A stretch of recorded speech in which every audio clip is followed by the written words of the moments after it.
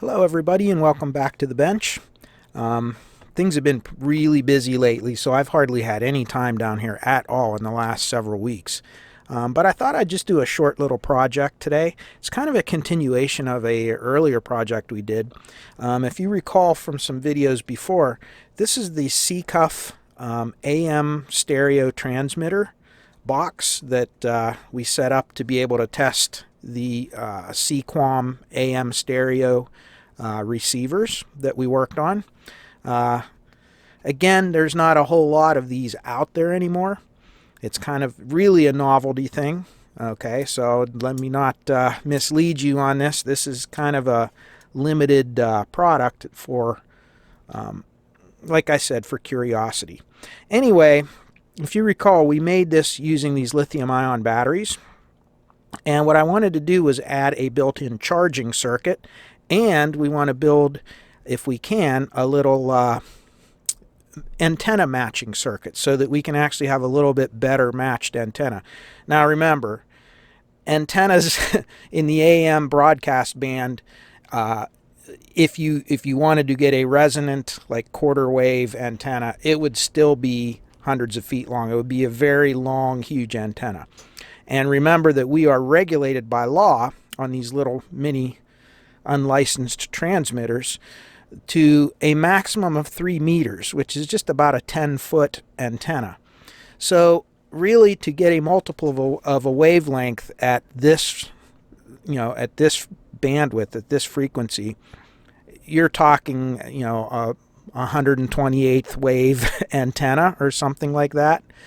And so matching up to that, the main thing is we want to get the most efficient coupling between that pretty much terrible antenna and this transmitter. It's never going to be perfect, and really what we want to do is we just want to reduce the wear and tear on the output transistor because of the way this thing's designed.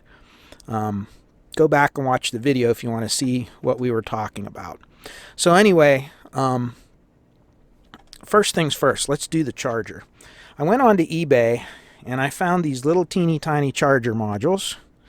And if you go and just type in lithium-ion battery charger module or something on eBay search, you'll find all kinds of these little things, and they're very inexpensive.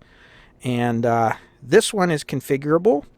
I actually kind of like it because by changing the jumper configuration, and I just kind of printed this from the website. By changing the jumper configuration, you can either have 1, 2, or 3 cells charger. So we're going to configure this for 3 cells, which is going to be approximately 12.6 volts and maximum. And we're going to be able to plug something in and have, we're going to put a little bit of protection for the power source. And this has built-in protection, and these batteries I'm using have little built-in protection modules in them. Again, lithium-ion is not something you want to mess around with. If you don't know the different types of batteries that are out there, how to safely charge them, and so forth, I really suggest you read up on that a little bit more first, because these are no joke. They will really catch on fire, and they can really burn and cause a lot of damage, and possibly catch fire to your house or where your bench or whatever. So little disclaimer on that. Okay, so let's see what we need to get this project going. So the first thing we're going to notice is we have to check the configuration of this board, how it came when we ordered it. If you look, here's a little picture, and they show us a couple of little jumpers. One right here and one right here, number 1 and number 2. And there's a little chart here that says if we want to be able to run this for 3 cell, we want both number 1 and number 2 opened. And if we look at the thing as it sits, right down here are those 2 little jumpers. And you can see this one here is open, but the one right next to this little capacitor here is closed. So the first thing we're going to have to do is open that up. So it's as simple as just getting a little bit of solder wick and just removing that little solder jumper from there. So let's do that.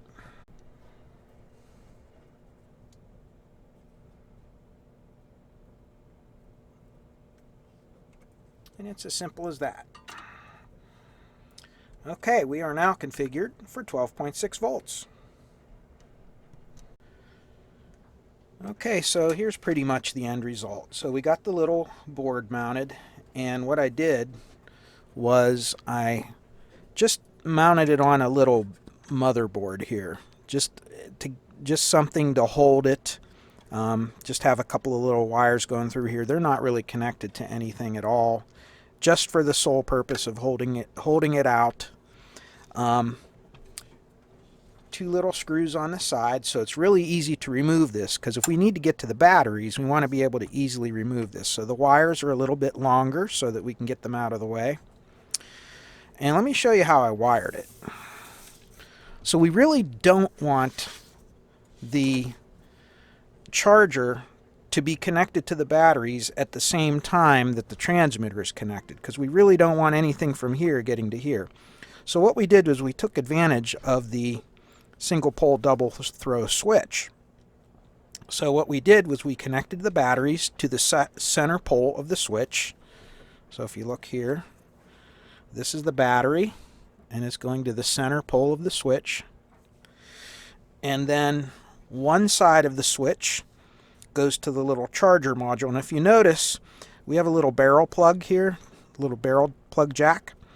And I just put a steering diode in here for two reasons. Number one, I can put a nice round number like 15 volts. That's a pretty common voltage for a little power brick or whatever.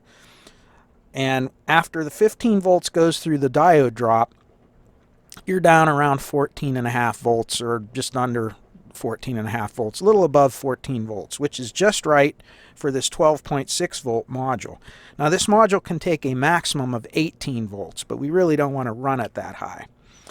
So the other thing is, if you accidentally plug in a connector, that the tip and the barrel, so if you notice on these connectors, you have the tip and then you have the barrel itself. Let's say this thing is wired backwards, where the negative is wired to the tip. Some of them are like that. We do not want to put backwards voltage in here. So this also kind of acts as a reverse polarity protection. Now, when we have the unit turned off, so we can see here it's off, no light, then we can actually plug this charger in and it'll charge the batteries. If we flip it the other way, it disconnects this from the connector and from the charger and connects it to the transmitter, and you can see it comes on. So the only thing left to do is plug this thing in to a power source and see if it works. Now here's one of the things. We don't want anything to go wrong. So what I'm going to use, and I'll show you here, is I'm going to use my current limited power supply. So you can kind of see it up here.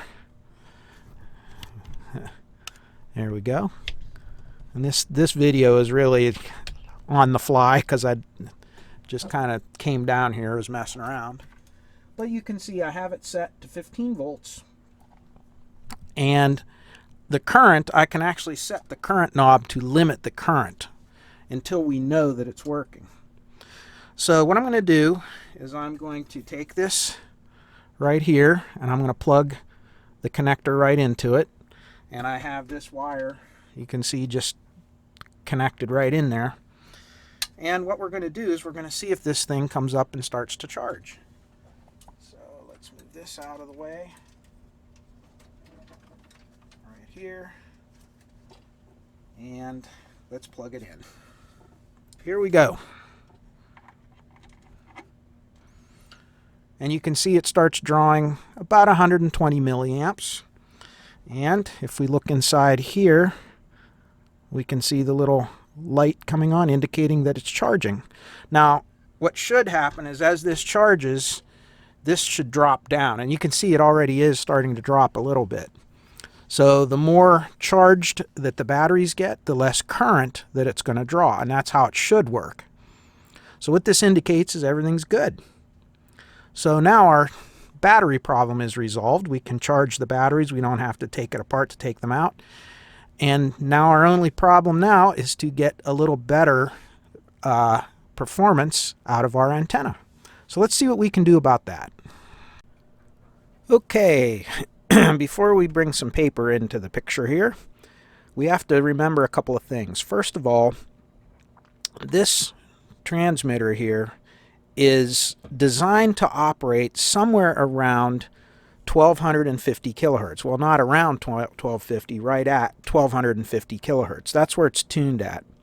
So we know that whatever kind of an antenna that we connect on there, the equivalent circuit connected to that antenna jack needs to be resonant somewhere in that 1250 kilohertz range in order for it to work properly and in order to give a good SWR. Now, obviously, to have a full wave antenna or a half wave antenna, it would be a massively long piece of wire. And just to prove that, the first thing we need to know is how long is the wavelength of a 1250 kilohertz or a 1.25 megahertz radio signal. So if we bring in some paper here, wavelength, which is, this is this symbol for lambda, which I'm very terrible at my Greek symbols, so forgive me up front. Using kilometers, which is much easier because everything's measured in meters, like the 80 meter band, 160 meter band, 40 meter band, so forth. So if you take 300,000 kilometers or 300,000 meters, okay, and you divide that by the frequency in kilohertz, the kilos will cancel each other out. And that's why it's really good to convert your frequency into kilohertz rather than megahertz. Although you can do it either way, whatever's easiest. But anyway, if you take 300,000 kilometers, because that's the speed of light, basically, in a vacuum, and divide that by your frequency, in this case we have 300,000 divided by 1,250 kilohertz. You're going to get 240 meters. 240 meters is a long length of wire. So obviously, we are limited. Our limit is 3 meters, if you remember, to be legal. For a non-licensed transmitter like this, low-power transmitter, we need to see no bigger than a 3-meter piece of wire. So the idea is we want something to be a multiple of that. So for instance, a half-wave antenna for this would be 120 meters, right? A quarter wave would be 60, and so forth. So what is the closest multiple like that that we can get of a wavelength that will fit within that 3 meters? Okay, and as it turns out, I used a 1/128th wave antenna. Wow! Not very much signal going to be in that antenna, but that's what we're going to use. So if we take that formula, all right, and we know that the full wavelength of that antenna is 240 meters, and we divide that by 128, a 1/128th wave antenna for this frequency would then be approximately 1.875 meters or 1,875 millimeters, well within that 3-meter range. So now that we know roughly what length of antenna we want, and again, this is kind of craziness because we're working with such small values. Normally you would always work with half-wave and quarter-wave antennas, sometimes smaller, but typically those are the more common sizes. But anyway, we have to stick within our rules. So what you're going to find is if we try to check the resonant frequency of this, it will not be very resonant at that length, at that frequency. So let's take a look at that right now. Okay, I have my antenna analyzer connected, and the first thing that we want to talk about is this is not going to be a good test because I'm doing this on the bench. Typically, you do not want the antenna touching or near ground or touching any objects, especially metal objects. You don't want it against you because you will capacitively couple your body to it. None of those things are right. But just for proof of concept, I just kind of want to show you where we are with this. It is going to affect the frequency a little bit, but it's going to be so far out it doesn't matter. So let's turn this on. And what you're going to find out is all the meters are pegged. SWR is off the charts, greater than 25 to 1. You actually have your resistance or your impedance is much higher than this thing can read. It's pegged. So what this is saying is this is nowhere near resonant at 1250 kilohertz. So what are we going to do to fix that? Well, we're going to build a little simple circuit. Okay, with the help of a tiny little circuit, just like magic, all of a sudden our antenna is pretty much resonant. You can see we're at about 1.3 or 1.2 to 1 SWR, and you can see that our resistance appears to be about 44 ohms, which is very close to the 50 ohm termination that we should have.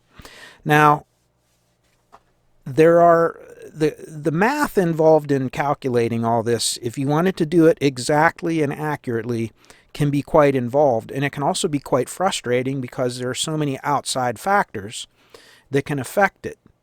So really what you want to do is get yourself in the ballpark, and then you may have to adjust accordingly just a little bit to bring things into range.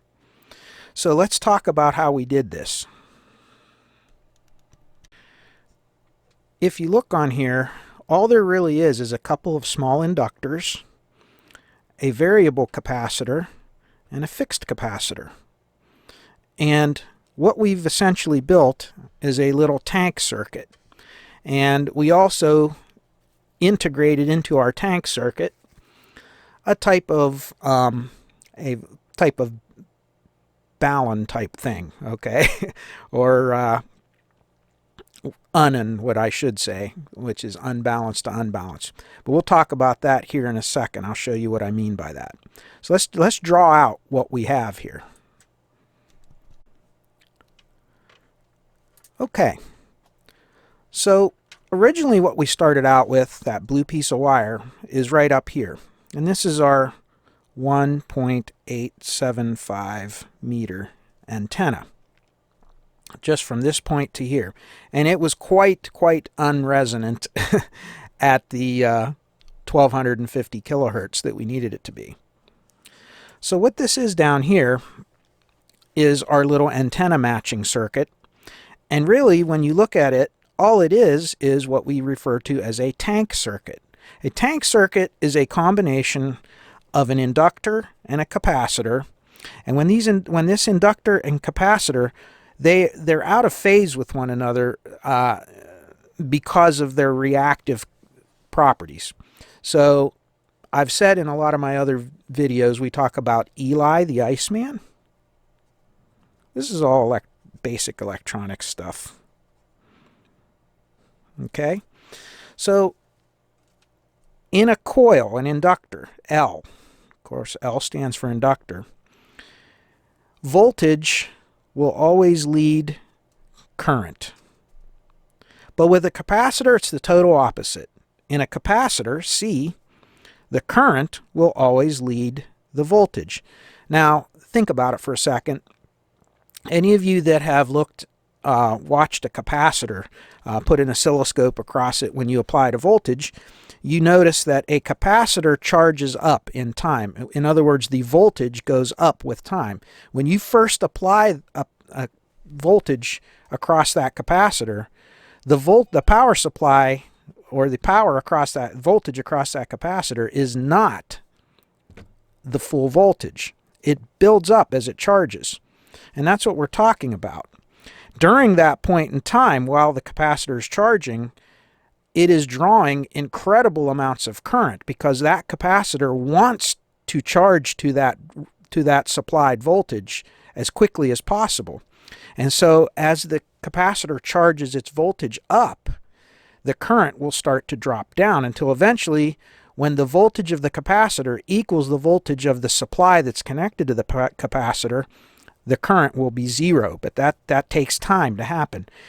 In an inductor, the total opposite happens. As soon as you apply a voltage across the coil, a magnetic field will build up very quickly, and it will oppose the flow of current. Once that magnetic field collapses, though, the current will start to increase, and this will begin to look more and more like a short, so the voltage will begin to drop. And that's how an inductor works. So they kind of work inverse of one another. Now, when you connect the two together, something really, really neat happens. And that is, each one will feed off of the other. In other words, the signal will go back and forth between these. It will oscillate until finally all of the energy is used up through the losses of the circuit. But for that little bit of time, the circuit will actually oscillate. And the frequency at which this circuit will oscillate is referred to as its resonant frequency.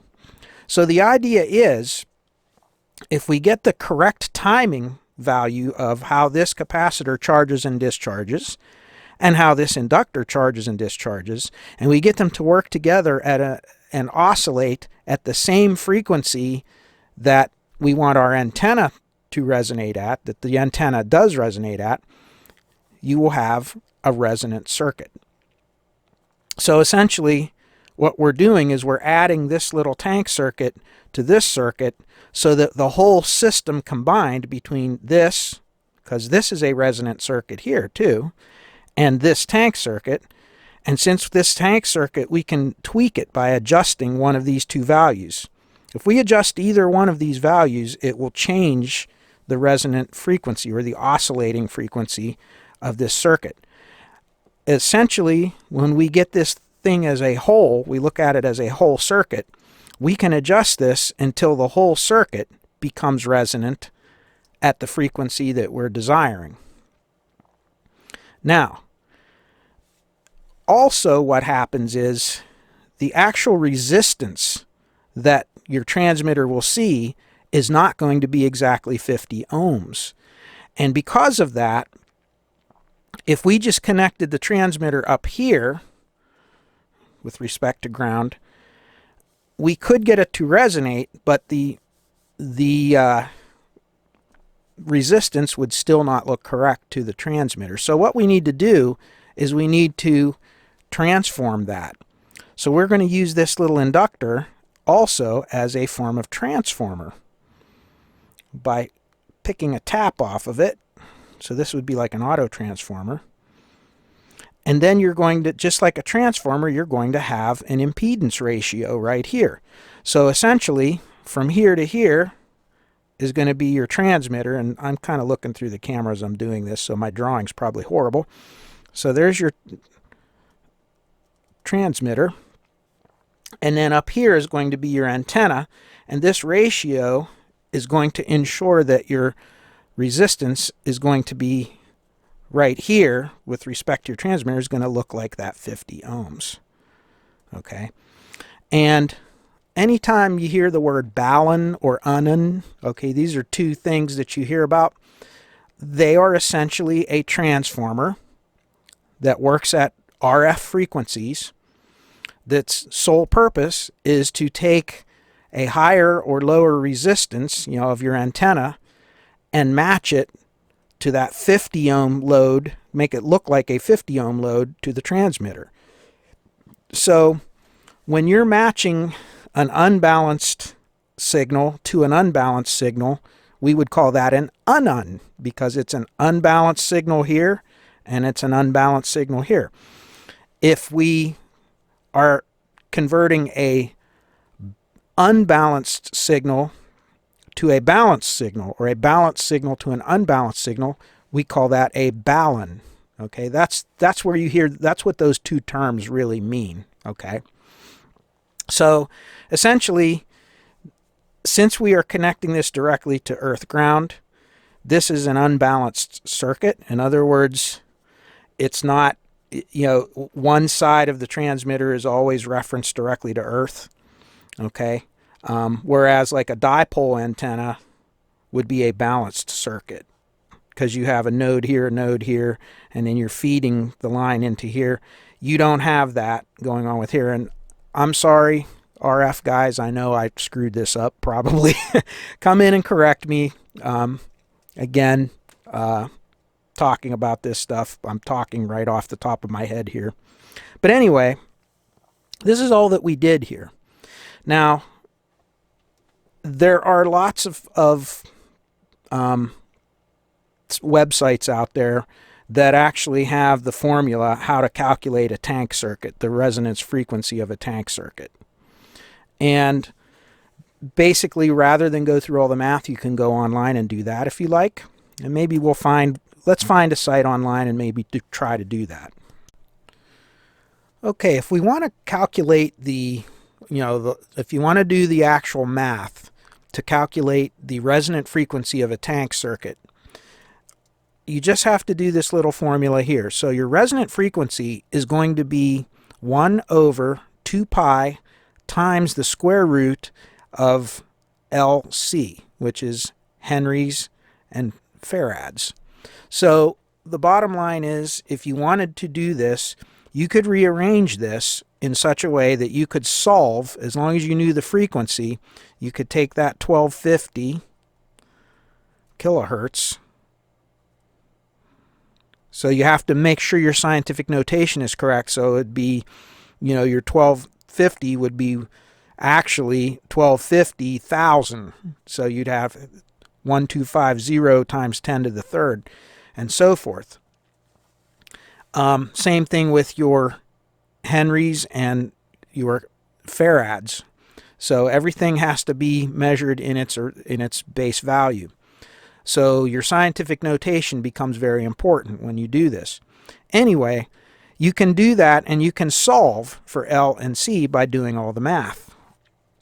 Now, the other way to do it, and yeah, it's kind of cheating, but, one time, there's a story about Albert Einstein, and once he was once asked a formula, and he says, I don't remember.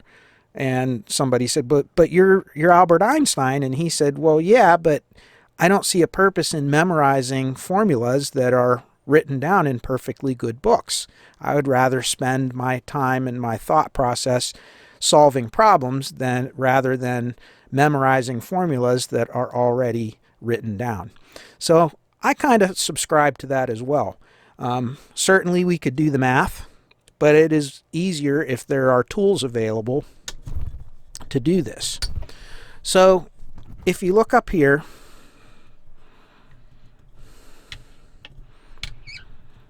there's a little website. If you've ever been to this All About Circuits website, if you've never been there, I suggest checking it out. There's a lot of very good information, including these calculators and things, that you can find on this circuit. And no, I'm not endorsing it. It's just something that I use, and I find it really handy, so I thought I would turn you guys on to it if you don't already know. So very simply, this little calculator here does a couple of things. Number one, it allows you to easily type in different values and see what kind of results you get. But more importantly, it also it will do the scientific notation conversion for you, as long as you tell it what kind of units you're working with. So for instance, if our capacitors are in picofarads, it'll automatically do the scientific notation for that. Same thing with the inductors.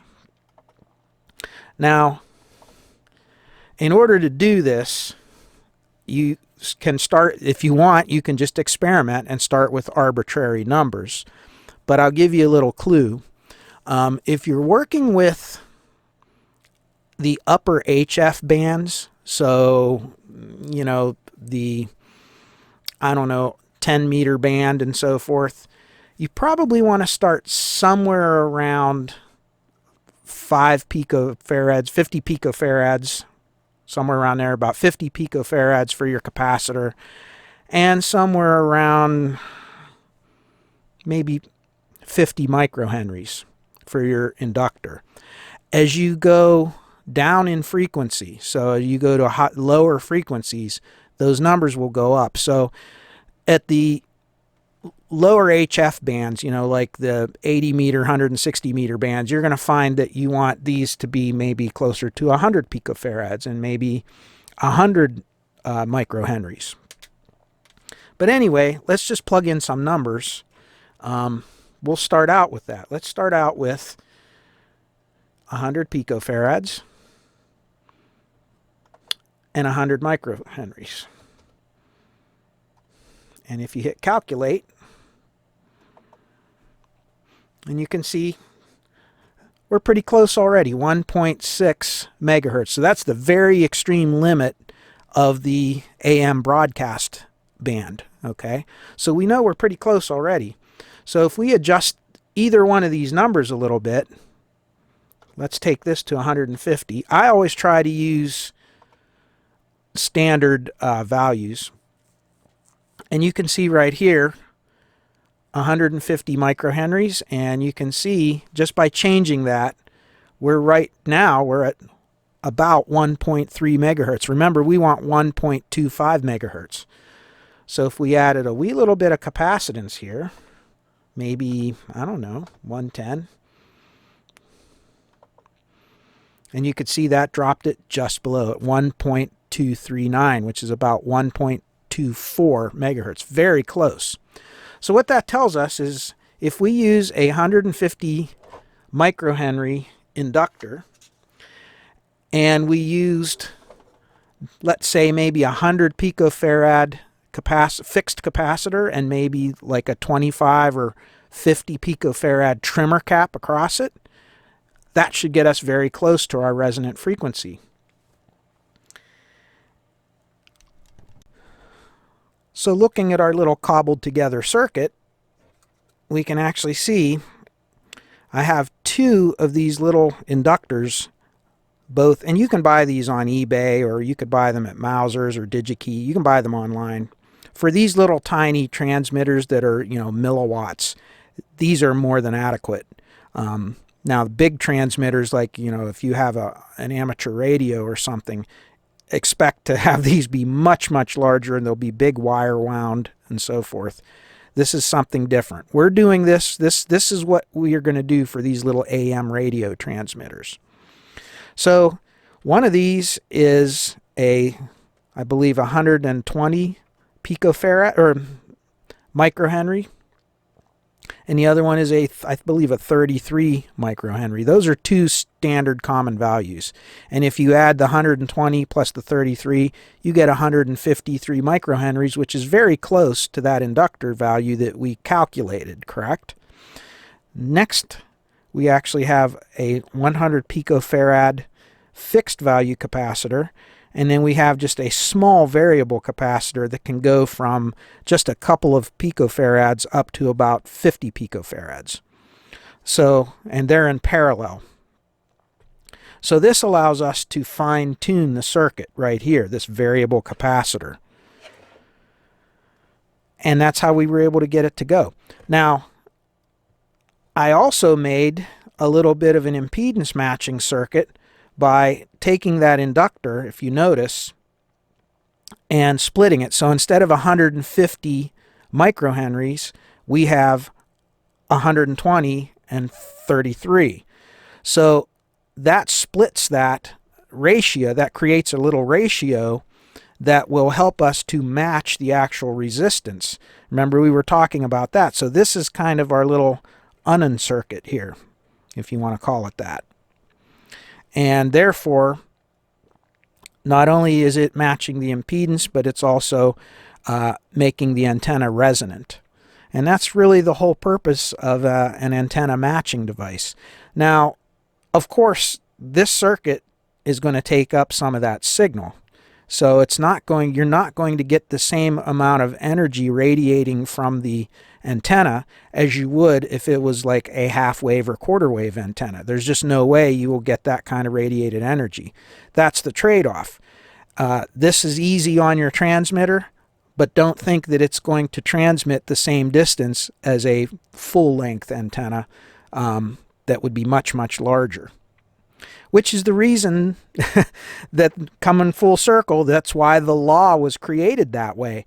They don't want you transmitting long distances. Believe it or not, even though that little transmitter is only milliwatts, if you had a perfectly resonant antenna with no matching that was just resonant, naturally resonant at 1250 kilohertz, it would be astounding how far that little setup would actually transmit under the correct band conditions, especially if the ionosphere was cooperating that day. And this is all stuff we're talking about. We could get into that later on another video. But anyway, enough said. We kind of saw the idea of how our little antenna matcher is working. Let's build it up into a little more neat circuit, and let's implement it into our little transmitter. Okay, we have our little circuit here, and you can just see we just wired it right into the socket. I'll give you a little close-up if it'll focus. There you go. That's all it is. And if we move up to our oscilloscope, let me see if I can get everything in view here. Hold on. Okay, we have the spectrum analyzer connected up, and I'm just using a loose piece of wire here connected to the input of the spectrum analyzer. So in other words, I just have this jumper cable. It's just going straight into the spectrum analyzer input, and I'm just laying it in proximity of the antenna, just like that. And you can see there's nothing on there right now. Our center frequency is 1250 megahertz. And if we turn on the transmitter, you can see we have a little peak there. And of course, it's not right on 1250, and that's to be expected. I mean, this thing's not perfect. It's a little bit high. And let's see if we can do the center find. Where are we at? Peak. There we go. So our marker, yeah, we're pretty close. 1.250151 megahertz. Not bad. So now we're going to adjust our trimmer and see if we can get it to peak. I hope we can see this. So you can see as we turn it, it goes up. Oh, there we go. And if we go too far, we just went through it. So let's back it up.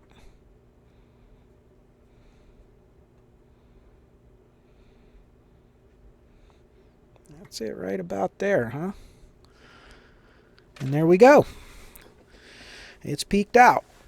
Now, of course, you're not seeing much signal because of the way I'm coupling this, and I don't have a resonant antenna connected to the spectrum analyzer, so don't expect it to be a real hot signal that way, coupling it this way. And that's pretty much it. So it just goes to show it works. And I did listen to it. It does play. Unfortunately, I can't play too much music anymore with all the copyright crap going on out there. I'll have to get some YouTube library stuff on a thumb drive so I can play it into here. But, well, let me see what I've got. Maybe we can listen to something. Okay, if you ever wanted to see what modulated audio looks like on a spectrum analyzer, there it is. And if you listen,